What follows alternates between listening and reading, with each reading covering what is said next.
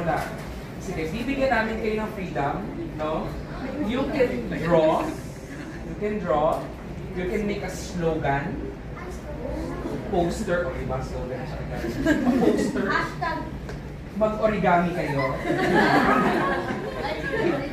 But again, the theme would be, what do you think the future will look like? Based on your imagination. Kung anong ma-imagine nyo, ano kaya ako in 20 years? Ano kaya ako in 25 years? Ano kaya ang career ko? Guys, you have extra here.